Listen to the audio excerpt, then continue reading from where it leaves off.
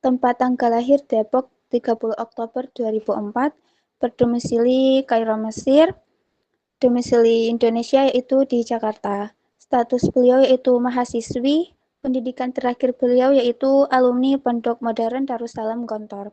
Aktivitas offline beliau mahasiswi Al-Azhar, Kairo, Mesir.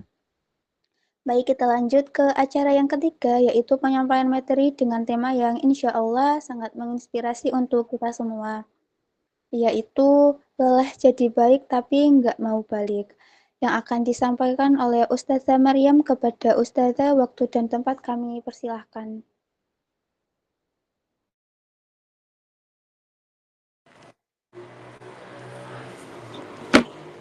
Taib, Bismillahirrahmanirrahim. Mohon maaf, suaranya jelas ya? Alhamdulillah jelas Ustazah. Oke, terima kasih.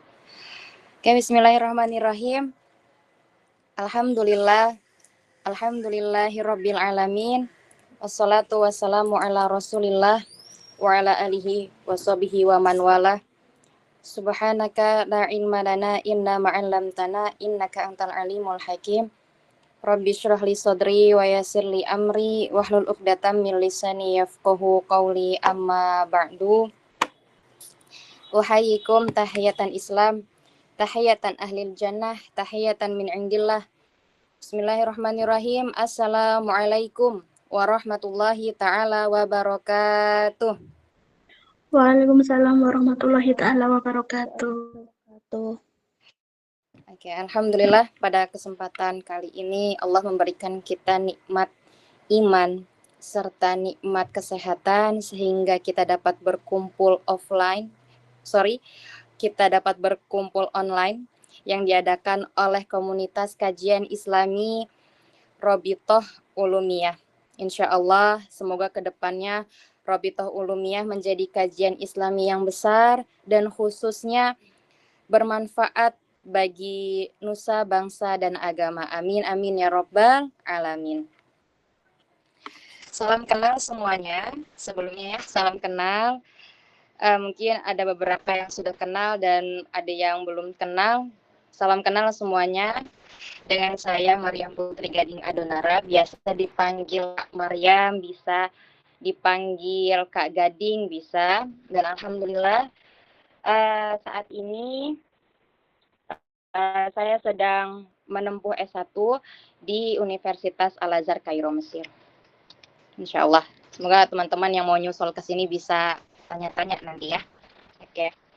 Langsung masuk saja ke dalam pembahasan kita pada hari ini ya teman-teman. Yaitu lelah menjadi baik tapi nggak mau balik. Nah, yang harus balik kemana sih Kak? Nggak mau balik ke masa-masa yang dimana kita belum mengenal apa sih dampak dari kita dalam berperilaku kebaikan. Nggak mau balik ke masa-masa yang gelap. Coba sekarang Ana mau bertanya dulu kepada antum semua. Siapa yang di sini pernah merasakan atau sedang di fase merasakan lelah atau capek atau berat untuk berbuat kebaikan, atau lagi ngerasa aduh nih kayaknya istiqomahku lagi nurun, kayaknya iman aku lagi turun. Nah, siapa yang sedang di fase seperti ini? Bahkan ada yang berpikiran bahwasannya kayaknya teman-teman kita yang lain, teman-teman kita yang di luaran sana, yang mereka hidupnya cuek, yang mereka hidupnya di luar syariat agama, dan mungkin pernah jahat sama kita, kayaknya hidupnya lebih aman deh Ustazah. Kayaknya hidupnya lebih tenang-tenang aja deh. Kayaknya yang lebih banyak ujian nih, kita-kita ini yang mempertahankan istiqomahnya kita. Ada yang mungkin yang pernah berpikiran seperti itu teman-teman? Nah, oke. Nah, Ana Ustazah, iya. Antum semua jangan khawatir ya. Jangan khawatir karena apa? Karena Ana pun sendiri pernah merasakan seperti itu. Nah, di sini nanti kita akan belajar bareng, kita akan sharing bersama. Oke, teman-teman. Teman-teman sekalian, fatahallahu alaikum jami'an. Benar sekali. Menjadi baik itu bukan hal yang mudah untuk dipertahankan. Sangat berat. Menjadi baik itu melelahkan yang pertama. Menahan lisan ketika teman kita berkata keji atau berkata kasar kepada kita dan kita menahan itu untuk tidak membalasnya, itu sangat berat. Menundukkan kepala, menundukkan pandangan di saat semua itu terbuka, di saat semua yang haram itu menggiurkan, itu sangat berat. Bertahan diri dan memilih jalan yang lurus saat di antara kita nih, teman-teman kita yang lain menyimpang, itu sangatlah tidak mudah. Rasanya gimana Ustazah? Rasanya gimana Kak? Capek, pasti capek, lelah, dan berat. Itu wajar teman-teman semua. Tapi perlu ketahui dan perlu diingat bahwasannya surga itu tidak murah. Surga itu mahal. Surga itu hanya menerima bagi hamba-hambanya yang ingin berdarah-darah dalam beribadah di dunia. Dan dosa, semanis apapun, selalu membuat hati yang tadinya subur menjadi gersang. Kama qala fil hadits, qala Rasulullah sallallahu alaihi wasallam, innal imana la yakhlaqu fi jawfi ahadikum kama yakhluqut thawbu fas'alullaha an tujaddidal imana fi qulubikum. Sesungguhnya iman kita ini bisa dan benar-benar bisa menjadi usang, menjadi pudar, sebagaimana pakaian yang usang.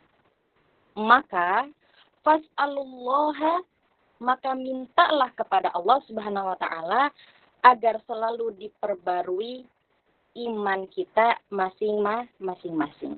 Insya Allah teman-teman. Maka dari itu teman-teman sekalian, yang harus kita perhatikan pertama adalah niat. Kalau misalkan niatnya kita ini lurus, kita perbaiki setiap hari niat kita.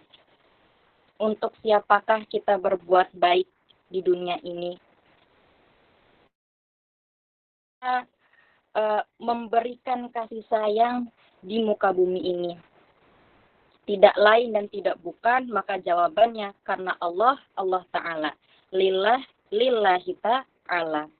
Karena kalau misalkan segala urusan kita diniatin karena Allah, insya Allah teman-teman semua, maka penilaian manusia tidak akan memberatkan langkah kita untuk menuju kebaikan.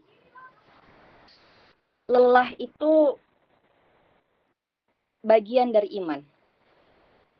Lelah itu bagian dari iman. Tapi jangan biarkan kelelahannya kita ini membawa kita balik dan salah arus. Jangan biarkan capek kita ini, rasa berat kita ini membawa kita ke masa-masa yang gelap. Karena kenapa teman-teman? Saat kita berbuat baik, maka Allah Subhanahu wa taala membukakan pintu-pintu cahaya yang membimbing kita. Pintu-pintu cahaya yang dapat membimbing hati kita. Mungkin masih bisa aja, masih bisa kita terjatuh. Masih bisa kita di muka bumi ini tertatih-tatih.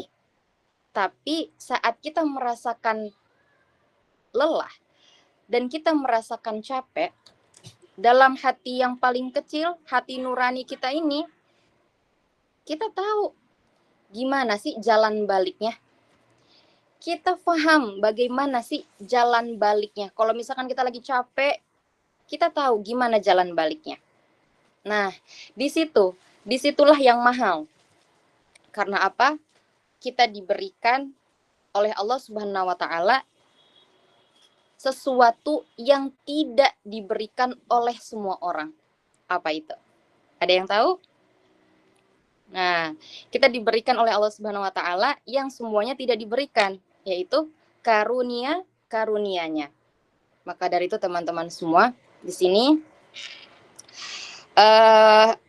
saya akan memberikan poin-poin yang dimana bisa menjadi tolak ukur untuk menahan kita dari segala hawa nafsu, dari bagaimana kita menjaga muamalah kita, dan juga mempertahankan keistiqomahan kita dalam ketaatan. Bukan berarti nanti aku akan berikan ini poin-poinnya, oh berarti kayaknya Kak Maryam nih udah berhasil deh. Udah berhasil menaklukkan semua poin-poin ini. Belum tentu. Ya, aku juga masih belajar